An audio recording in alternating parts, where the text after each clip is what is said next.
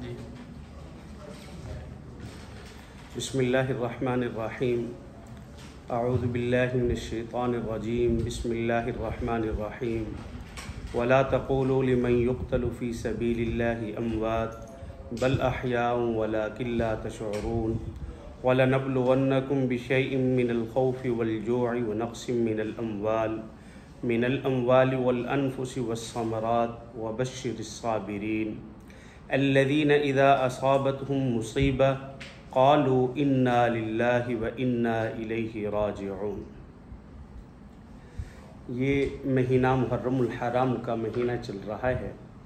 इस्लामी महीनों की इब्तिदा मुहर्रमुल हराम से होती है कि जब हज़रत उमर बिन ख़त्ताब रज़ी अल्लाह ताला अन्हु का ज़माना खिलाफत था तो उस वक़्त सहाबा के मशवरे से ये तय हुआ कि हमें अपनी तारीख़ी एतबार से कोई तारीख़ मुकर्रर करनी चाहिए, क्योंकि आपस के मामलात, आपस के मुआहदात वग़ैरह ये तारीख़ पर होते हैं।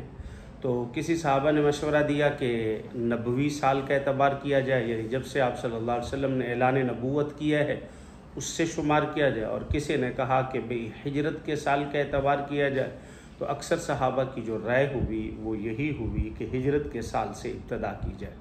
तो हज़रत उमर बिन ख़त्ताब रज़ी अल्लाह ताला अन्हु ने हिजरत के साल से, जिस साल आप सल्लल्लाहु अलैहि वसल्लम ने मक्का से मदीना की तरफ हिजरत की, उसी साल से इब्तदा करके इस्लामी तारीख़ की इब्तदा रखी है। तो ये जो आज साल चल रहा है ये 1446 हिजरी है। मुहर्रमुल हराम पहला महीना है, इस्लामी महीने की इब्तदा मुहर्रम से है और 1446 हिजरी है। तो ये मुहर्रमुल हराम का जो महीना है ये अशहुरुल हुरुम में से है। अशहुरुल हुरुम कहते हैं वो 4 महीने के जिनको कुरान मजीद में अहादीस मुबारका में मोहतरम और मुक़द्दस महीने कहा गया है। 3 महीने तो लगातार हैं, यानी ज़िक़ादा, ज़िलहज्जा, मुहर्रमुल हराम, ये 3 महीने हैं, और एक रजबुल मुरज्जब का महीना है। इन 4 महीनों की फ़जीलत इस्लाम से क़ब्ल भी थी और इस्लाम के अंदर भी थी। कि रिवायात के अंदर ये आता है कि जब मुशरिकीन मक्का की आपस की लड़ाइयाँ, ख़ानदानी जंगें चलती थी, और जब ये महीना आता तो इन 4 महीनों में, ये मुक़द्दस और मोहतरम महीने आते तो इन महीनों में वो इसके एहतराम के अंदर इसको बिल्कुल तर्क कर दिया करते थे। तो इसी के अंदर मुहर्रमुल हराम में यौम आशूरा 10 ज़िलहज्जा के दिन को भी कहा जाता है। रसूलुल्लाह सल्लल्लाहु अलैहि वसल्लम जब मक्का से मदीना की तरफ हिजरत करके आए तो वहाँ के यहूद को आप सल्लल्लाहु अलैहि वसल्लम ने देखा कि वो रोज़ा रखते थे 10 मुहर्रमुल हराम का। आप सल्लल्लाहु अलैहि वसल्लम ने यहूद से पूछा कि आप किस लिए रोज़ा रखते हैं? तो उन्होंने कहा कि इस दिन अल्लाह ताला ने हज़रत मूसा अलैहिस्सलातु वस्सलाम को, क्योंकि वो हज़रत मूसा के मानने वाले थे, तो अल्लाह ताला ने उनको फ़िरौन से निजात दी, तो इस वजह से इस खुशी में हम रोज़ा रखते हैं।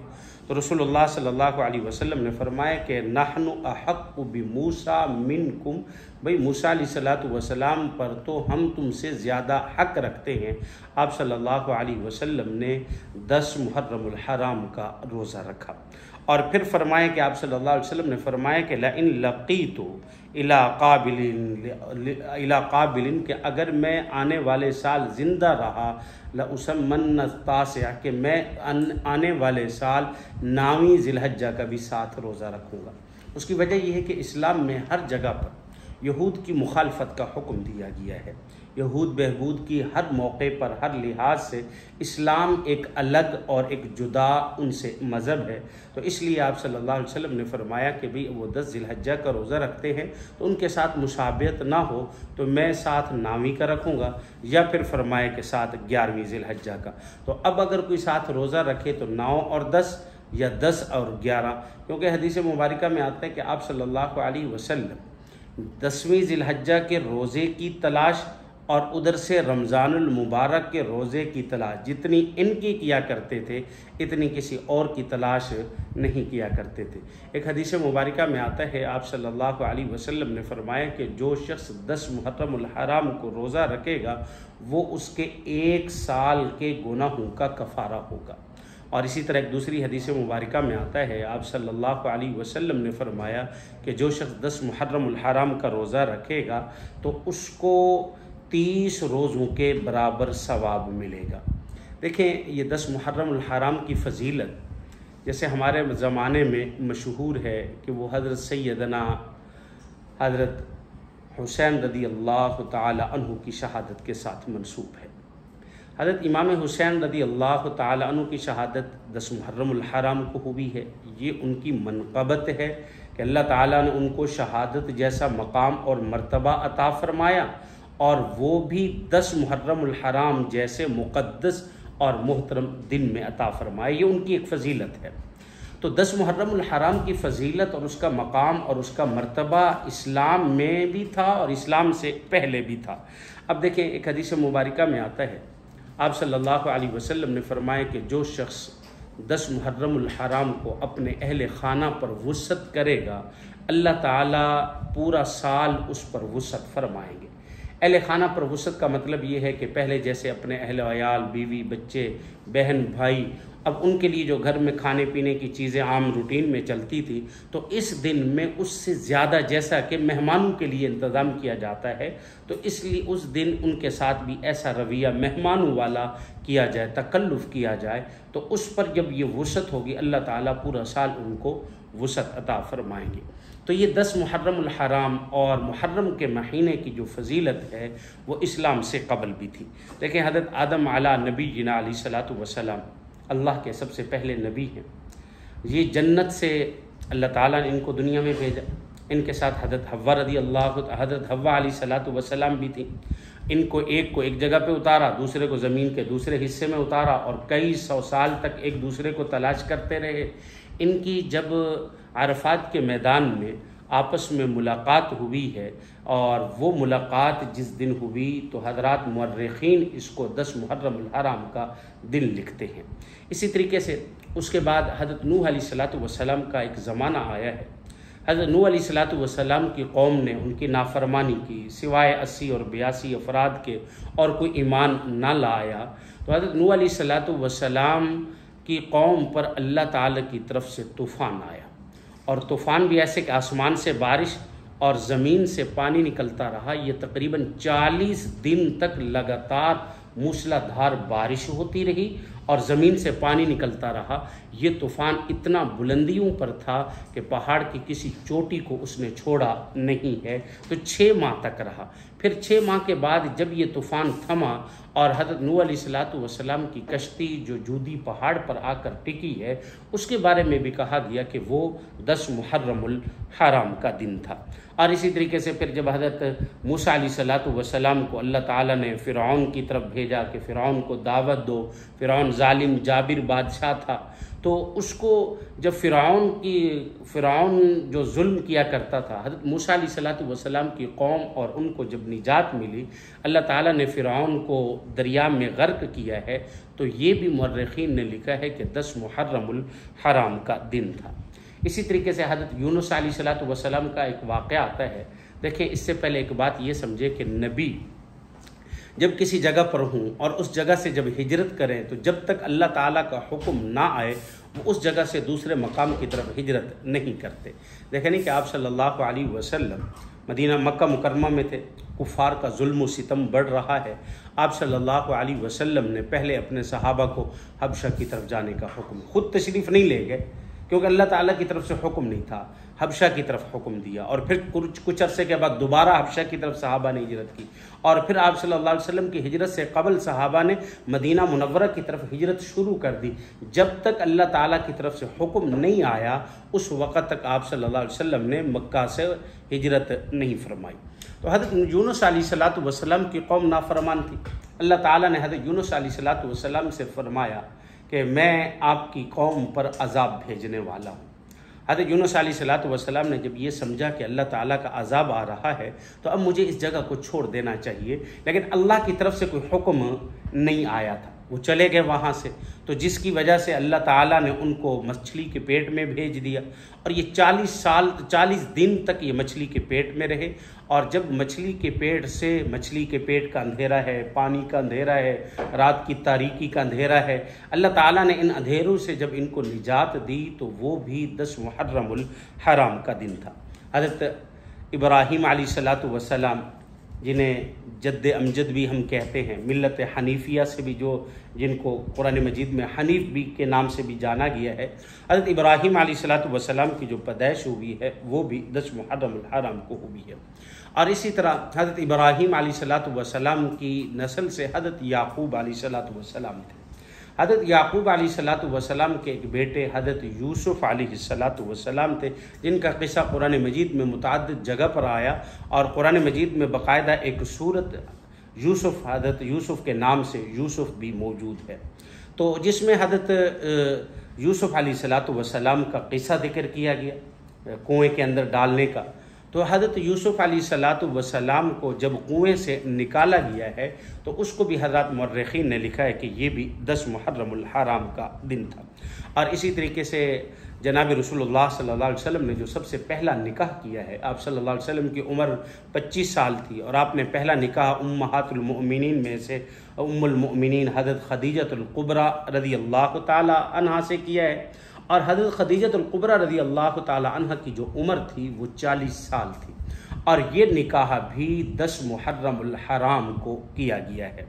और इसी तरीके से ये 10 मुहर्रमुल हराम है। 10 मुहर्रमुल हराम की बहुत बड़ी फजीलत है, ये बहुत बड़े एहतराम और मोहतरम दिन है। हम इसको सोग का दिन कहते हैं। मुझे एक साहब ने फ़ोन किया कि क्या हमें इस दिन सोग मनाना चाहिए। देखें, इस्लाम के अंदर जो सोग का हुक्म है, हदीस मुबारका में आता है, आप सल्लल्लाहु अलैहि वसल्लम ने फरमाया कि 3 दिन से ज़ायद सोग नहीं है। सिर्फ फरमाया कि वो औरत के जिसका शोहर फौत हो जाए उसके लिए 4 महीने 10 दिन तक सोग है। एक हदीस मुबारका में आता है, आप सल्लल्लाहु अलैहि वसल्लम की ज़ौजा मुताहरा हज़रत उम्मे हबीबा रज़ियल्लाहु ताला अन्हा, इनके वालिद अबू सुफियान का इंतकाल हो गया। 3 दिन तक ये ताज़ियत के तौर पर बैठे। 3 दिन के बाद इन्होंने अपनी खादिमा को भेजा कि खुशबू लेकर आए। ये खुशबू लेकर आई और खुशबू लगाई है। यानी जैसे आजकल औरतें मेकअप करती हैं, बनाव सिंगार करती हैं, तो उस वक़्त बनाव सिंगार में ये खुशबू लगाना था। खुशबू लगाने के बाद खुद फरमाती हैं कि मुझे खुशबू की हाजत नहीं थी, लेकिन मैंने खुशबू सिर्फ इस मकसद के लिए लगाई है कि रसूलुल्लाह सल्लल्लाहु अलैहि वसल्लम ने फरमाया कि सोग कितने दिन तक है? 3 दिन तक है। इसी तरह एक हदीस आप सल्लल्लाहु अलैहि वसल्लम की ज़ौजा मुताहरा हज़रत ज़ैनब बिनते जहश रज़ियल्लाहु ताला अन्हा के बारे में भी आती है कि उन्होंने भी जब 3 दिन की ताज़ियत मुकम्मल की, फिर उसके बाद उन्होंने क्या किया है? खुशबू मंगवाई और खुशबू लगाई है। तो 3 दिन तक है। क्यों? इसलिए कि इस्लाम में मुसलमानों को सब्र का हुक्म दिया गया। कुरान मजीद में भी सब्र का हुक्म दिया गया, हदीस मुबारका में भी सब्र का हुक्म दिया गया कि आप सल्लल्लाहु अलैहि वसल्लम ने फरमाया कि अस्सब्रु निस्फुल ईमान, के सब्र क्या है? निस्फ ईमान है। और इसी तरीके से कुरान मजीद में आया वबश्शिर साबिरीन कि अल्लाह ताला ने क्या किया है? खुशखबरी दी है किन लोगों के लिए? जो सब्र करने वाले हैं। अल्लदीना इज़ा असाबतहुम मुसीबा, कि जब उनके पास कोई मुसीबत पहुंचती है, क़ालू इन्ना लिल्लाहि व इन्ना इलैहि राजिऊन, तो उनकी ज़बान पर सिवाय इस जुमले के और कोई जुमला नहीं होता। गले का फाड़ना, हलक करना, नोहा करना, ये सारी चीज़ें शरन के हैं, नाजायज़ हैं। क्यों? हदीस मुबारका में आता है, आप सल्लल्लाहु अलैहि वसल्लम ने वज़ाहत से फरमाया कि लैसा मिन्ना मन हलक, वो शख्स हम में से नहीं है कि जो हलक फाड़ फाड़ कर नोहा करे। मन सलक व मन हरका, फरमाया कि जो अपने कपड़े फाड़े, अपनी गिरबान चाक करे, फलैसा मिन्ना, वो शख्स हम में से नहीं है। आपने इसको वज़ाहत से बयान फरमाया। रही बात इमाम हुसैन रज़ियल्लाहु ताला अन्हु की शहादत, इमाम हुसैन रज़ियल्लाहु ताला अन्हु की शहादत इसी दौर में हुई है। देखिए, इमाम हुसैन रज़ियल्लाहु ताला अन्हु की जो शहादत हुई है वो उस वक़्त यजीद का दौर था। यजीद बादशाह था।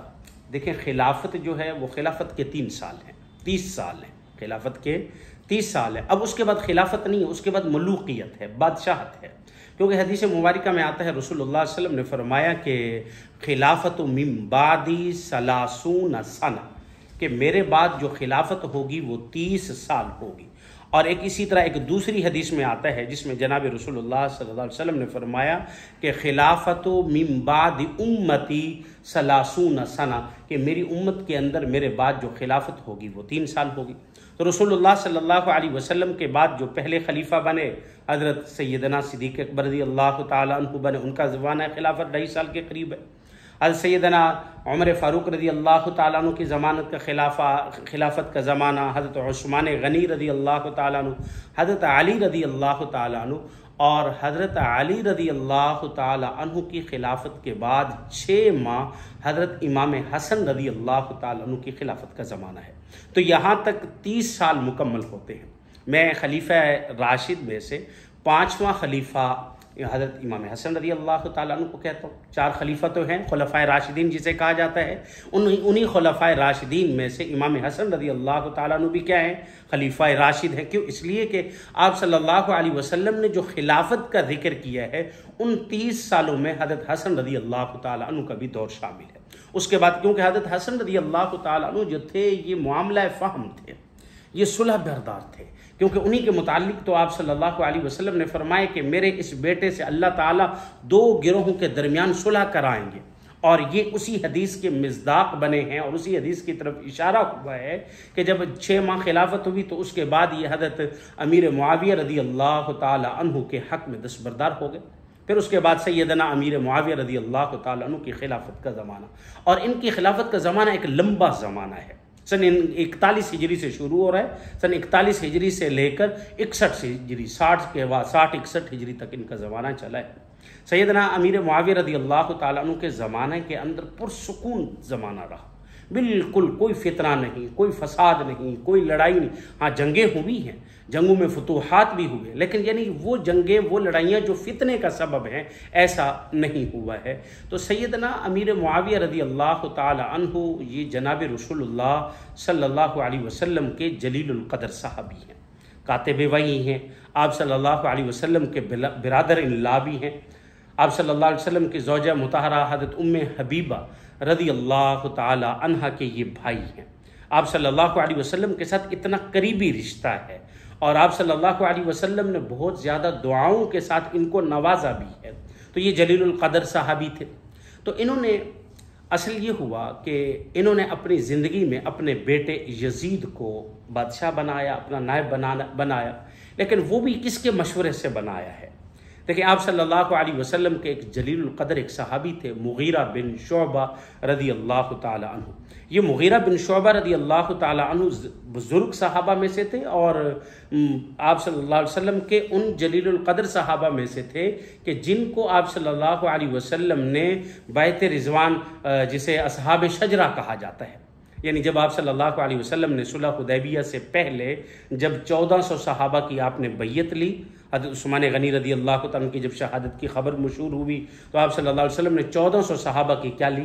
बैयत ली। और जिनका जिक्र कुरान मजीद में भी आता है और उनकी तारीफ़ फरमाई गई है, उनसे रज़ात नामे का जिक्र फरमाया गया है। तो हज़रत मुगीरा बिन शुअबा रज़ी अल्लाह ताला अन्हु उन सहाबा में थे। अच्छा, फिर अगली बात यह है कि हज़रत मुगीरा बिन शुअबा रज़ी अल्लाह ताला अन्हु जब हज़रत अली रज़ी अल्लाह ताला अन्हु और सैयदना अमीर मुआविया रज़ी अल्लाह ताला अन्हु के दरमियान इख्तिलाफ राय हुआ तो उसमें हज़रत मुगीरा बिन शुअबा रज़ी अल्लाह ताला अन्हु हज़रत अली रज़ी अल्लाह ताला अन्हु के साथ थे और अक्सर हज़रत अली रज़ी अल्लाह ताला अन्हु के दस्ते बाजू हुआ करते थे। लेकिन जब यहाँ ये मामलात देखे, सारा कुछ करने के बाद हज़रत अमीर मुआविया रज़ी अल्लाह ताला अन्हु की ज़मानत के, उनके बादशाहत के तकरीबन 10 साल गुजर चुके हैं। 10 साल के बाद उनको मशवरा दे रहे हैं कि भाई ऐसा ना हो कि आप फिर इसको छोड़ के जाएं, फिर मुसलमानों के लिए एक बहुत बड़ा मसला हो जाए और फिर बादशाह अमीरुल मोमिनीन बनाने के लिए फिर आपस में झगड़ा फसाद ये हो। आप लिहाजा मेरी राय ये है, ये मुगीरा बिन शुअबा फरमा रहे हैं कि मेरी राय ये है कि आप अपना नायब मुकर्रर करके जाएं। पहले तो उन्होंने इनकार किया, लेकिन जब इसरार किया तो उनको शरा सदर हुआ। और एक बात यहाँ एक और समझिए कि सहाबी जो है वो मुज्तहिद होता है। मुज्तहिद किसे कहते हैं? मुज्तहिद इज्तिहाद करने वाला, उसकी राय शरीयत में मोतबर होती है।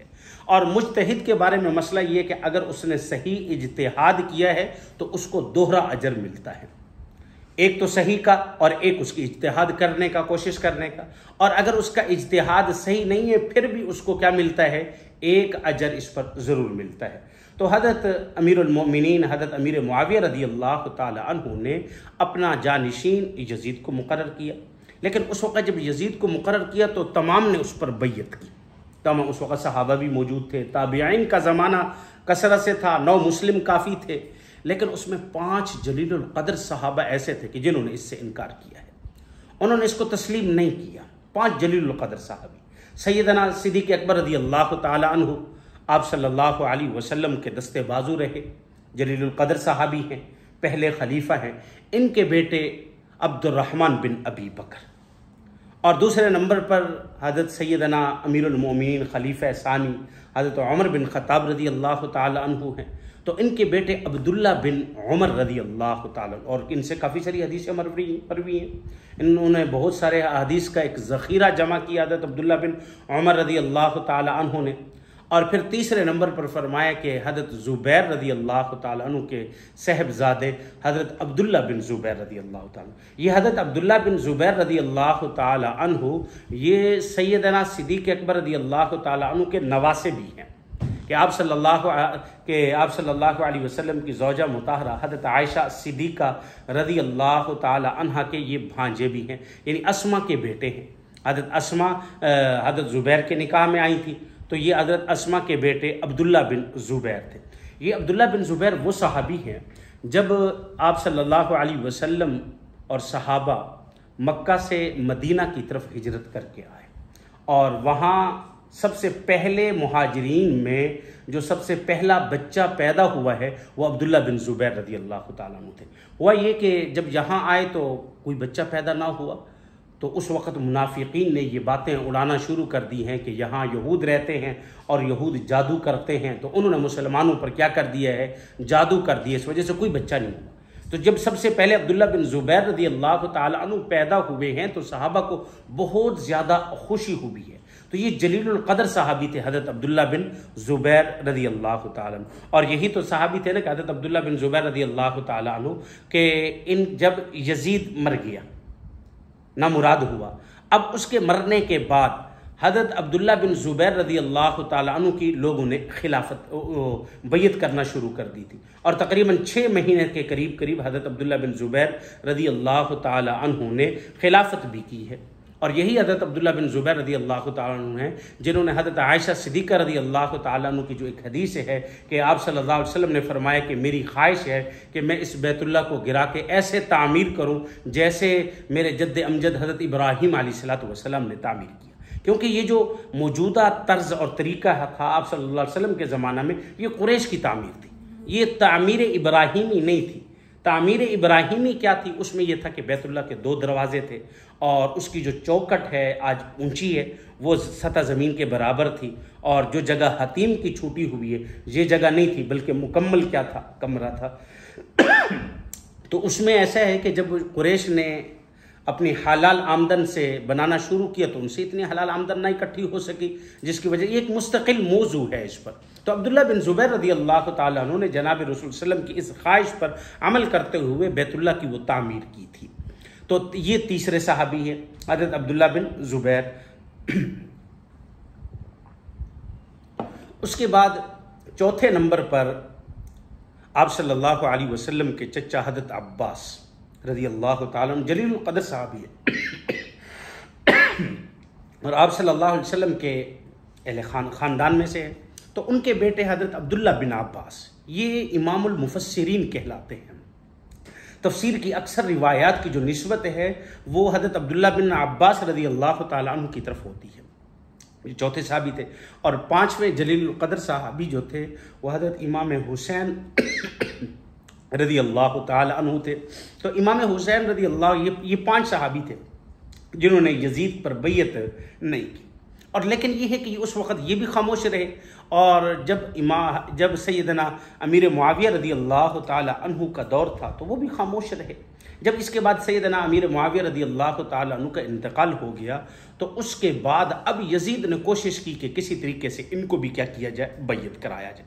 अच्छा, यहाँ एक पहली बात ये देखनी है वो ये है कि इन्होंने क्यों इनकार किया, क्यों बैयत नहीं की, उसकी वजह क्या है। देखिए, एक बात यह है कि जब कोई बादशाह या अमीरुल मोमिनीन बनाया जाता है तो उसकी कुछ ख़ास सिफ़ात होती हैं। पहली सिफत ये है कि वो मुसलमान हो, आज़ाद हो, मर्द हो। ग़ुलाम जो है वो रहबर नहीं बन सकता, बादशाह नहीं बन सकता, अमीरुल मोमिनीन। औरत को भी नहीं बनाया जा सकता। और इसी तरीके से फरमाए कि वो मुत्तकी परहेज़गार हो। और उसके साथ एक सिफत यह है कि वो आदिल हो, इंसाफ पसंद हो, कि अपनी रियाया के दरमियान क्या कर सके, आदिल कर सके। तो इन हजरात के यहाँ यजीद जो था वो आदिल भी नहीं था और मुत्तकी और परहेजगार भी नहीं था। इस वजह से इन्होंने सराहतन इससे क्या किया है, इनकार किया है। लेकिन जब इसके बाद यजीद ने मुकम्मल तौर पर हुकूमत को संभाला तो फिर उसके बाद ये दो सहाबा हैं, हज़रत अब्दुल्ला बिन उमर और हज़रत अब्दुल्ला बिन ज़ुबैर रदी अल्लाह ताला अन्हुमा, तो ये उसके हाथ पे बैयत हो गए। वो इस वजह से हो गए कि कहा कि ठीक है ये नहीं होना चाहिए था, लेकिन अब हमें इसलिए बैयत हो जाना चाहिए कि कहीं हमारा ये रहना और इनका इनकार करना फितने का सबब न बन जाए और इससे जो सबाई हैं या मुनाफिक हैं वो इससे फ़ायदा ना उठा लें। और उसके बाद इमाम हुसैन रज़ी अल्लाह ताला अन्हु का जो नज़रिया था वो नहीं ईमान, वो उस पर नहीं बैयत कर ले आए। और फिर उसके बाद यजीद की तरफ से कोशिश ये थी कि जो मक्का और मदीना के गवर्नर थे उनको कहा गया कि आप किसी तरीके से इन लोगों को क्या करें, मजबूर करें मेरी बैयत पे। और फिर इसी के साथ साथ कूफा की तरफ से इमाम हुसैन रज़ी अल्लाह ताला अन्हु के पास ख़त भी आने लगे। शाह अब्दुल अजीज़ मुहद्दिस देहलवी नव्वरल्लाहु मरक़दा लिखते हैं तकरीबन 12,000 ख़त कूफियों ने लिखे हैं, सैयदना हुसैन इब्न अली रज़ी अल्लाह ताला अन्हु की तरफ लिखे। और फिर उसके बाद उन्होंने सबसे पहले मुक़दमतुल जैश के तौर पर अपने चचाजाद भाई मुस्लिम बिन अक़ील को भेजा और एक लंबा वाक़या तारीख़ का वाक़या है।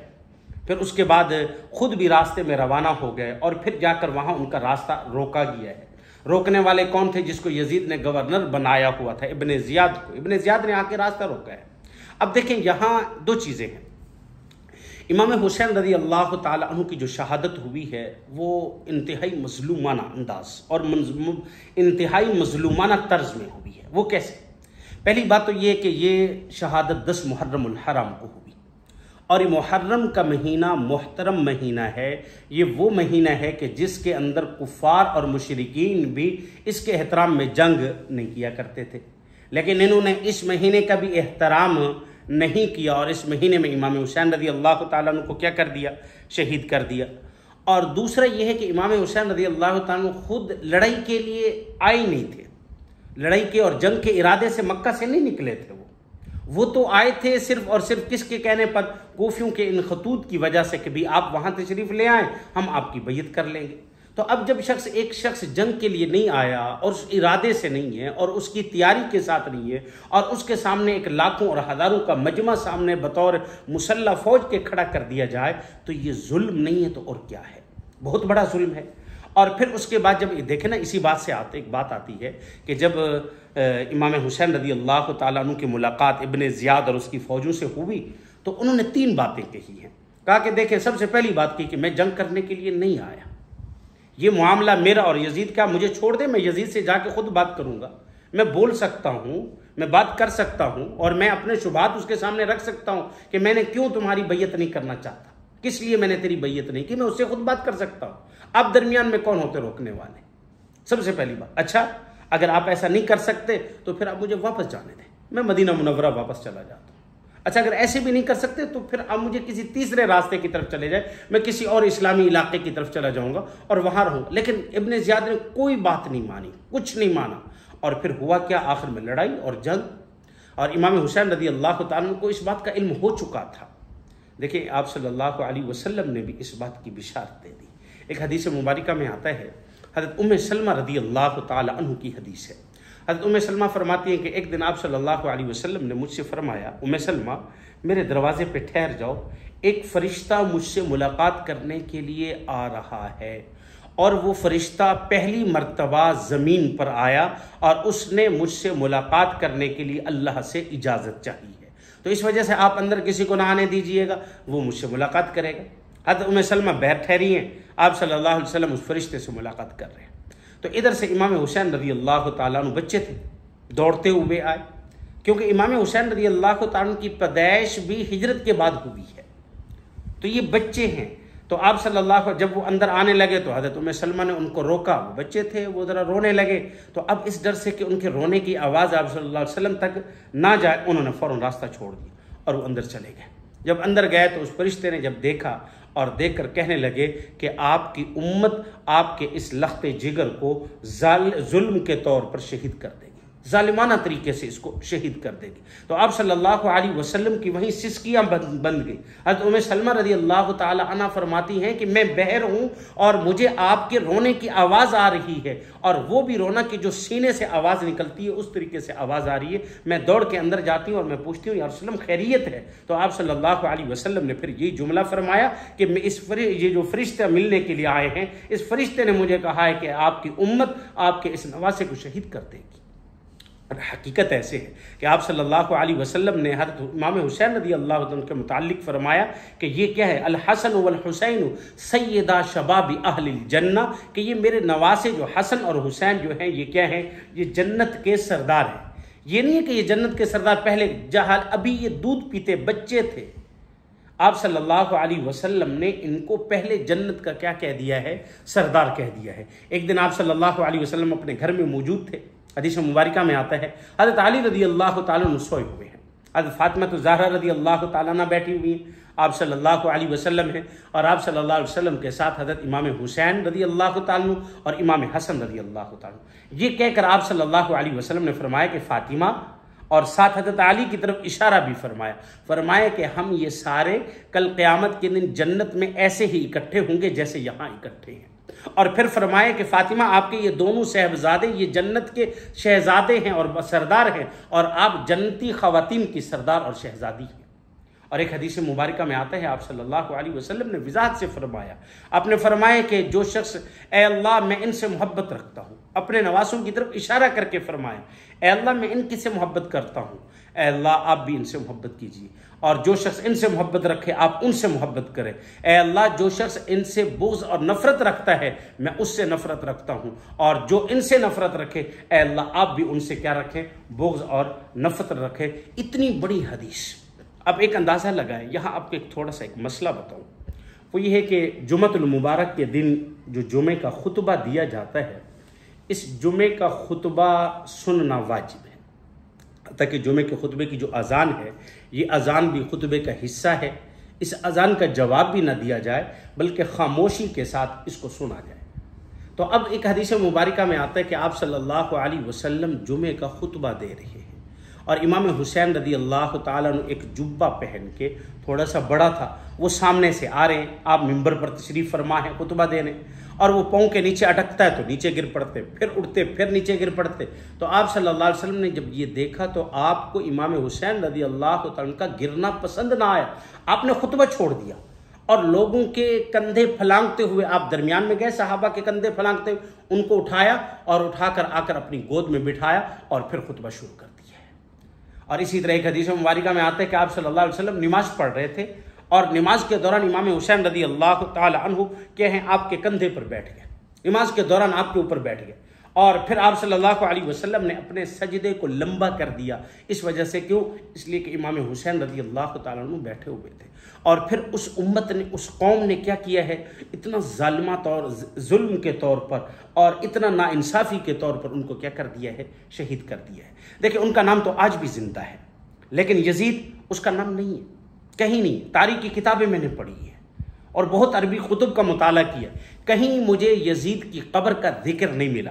हाँ, अलबत्ता सिर्फ एक जुमला मिला है कि मज़बला दमिश्क, मज़बला दमिश्क में यजीद की कब्र है। मज़बला कहते कूड़ा, कोड़ा क्रिकेट की जगह को कूड़ी को कहते हैं भाई, दमिश्क की किसी, और उसका नामो निशान भी नहीं है, बस दमिश्क की किसी कूड़ी के अंदर उसका क्या है, उसकी कब्र है। लेकिन इमाम हुसैन रज़ी अल्लाह ताला अन्हु का नाम आज भी ज़िंदा है, उनके कारनामे ज़िंदा हैं, उनके किरदार ज़िंदा हैं और उनकी क़ुरबानी ज़िंदा है। और आज भी उनके क़ुरबानी की वजह से जो दीन ज़िंदा हुआ है वो आज भी मुसलमानों में क्या है, ज़िंदा है। उनकी क़ुरबानी आज ज़िंदा है। देखिए उन्होंने ये जो क़ुरबानी दी है, इस क़ुरबानी का मकसद क्या था, एक बात ये समझिए।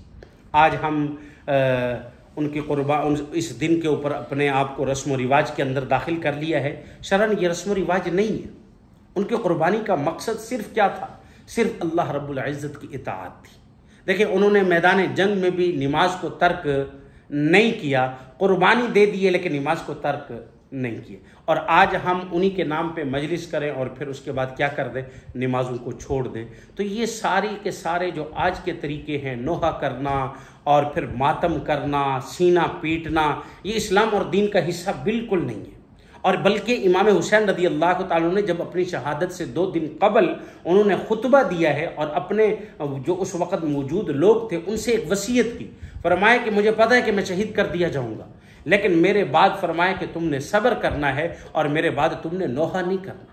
नोहा किसे कहते हैं कि मुख्तलिफ अशार कह के खुद भी रोना और लोगों को भी क्या करना, रुलाना। देखें शहीद, हाँ कुरान मजीद में आया है कि शहीद क्या होता है, जिंदा होता है। वला तक़ूलू लिमन युक़्तलू फ़ी सबीलिल्लाह, कि जो अल्लाह के रास्ते में शहीद हो जाए कि उनको मुर्दा ना कहिए, फरमाए कि वो क्या हैं, वो जिंदा हैं। वलाकिन ला तशऊरून, कि तुम इस बात का क्या नहीं रखते, शऊर नहीं रखते। वो तो अल्लाह के यहाँ क्या पा चुके हैं, मकाम पा चुके हैं। बाज़ इस दिनों सबीले चलाते हैं नियाज़ हुसैन के नाम से। यहाँ एक बात समझिए कि गैरुल्लाह के नाम पर कोई भी चीज़ हो वो शरन हलाल नहीं, वो हराम है जो गैरुल्लाह के नाम पे है। हाँ, अल्लाह के नाम पर एक आदमी पहले भी उसकी रूटीन है सदका खैरात करने की और उसमें मुहर्रम का महीना है तो वो भी कर लिए तो कोई हर्ज नहीं है, लेकिन गैरुल्लाह के नाम पर शर्म जायज़ नहीं। बाज़ का नज़रिया ये होता है कि उस वक़्त अहले बैत को प्यासा रखा गया है तो अब हम क्या कर रहे हैं, पानी पिला रहे हैं और ये पानी उन तक पहुँचेगा। हालांकि हमारा यकीन और अक़ीदा ये है कि अहले बैत जो मैदान करबला में शहीद हुए हैं तो वो इस वक्त जन्नतुल फिरदौस में हैं और जन्नतुल फिरदौस में अल्लाह रब्बुल इज़्ज़त उनको क्या है, शराबन तहूरा पेश कर रहे हैं, तो वो इससे कई दर्जे क्या है, बेहतर है। और इसी तरीके से इस मुहर्रमुल हराम के महीने में काले कपड़े पहनना, देखिए फ़ी नफ्सी ही काला कपड़ा पहनना कोई हर्ज नहीं, जायज़ है, पहन सकते, लेकिन इस ख़ास महीने में काला कपड़ा पहनना ये एक कौम का शिआर बन चुका है, रवाफिज़ का तशय्युअ का शिआर बन चुका है। इस वजह से आप सल्लल्लाहु अलैहि वसल्लम ने फरमाया कि मन तशब्बह बिक़ौमिन फ़हुवा मिन्हु, कि जो शख्स जिस कौम की मुशाबिहत इख्तियार करेगा कल क़यामत के दिन उसी के साथ उठाया जाएगा। तो इस वजह से इन दिनों में ये ख़ास काला लिबास पहनना भी शरअन दुरुस्त नहीं है। अल्लाह ताला हमें समझने की, समझ कर फिर उस पर अमल करने की तौफ़ीक़ अता फ़रमाए। वमा अलैना इल्लल बलाग़। इस भाई ने इसके मुताल्लिक़ कुछ सवाल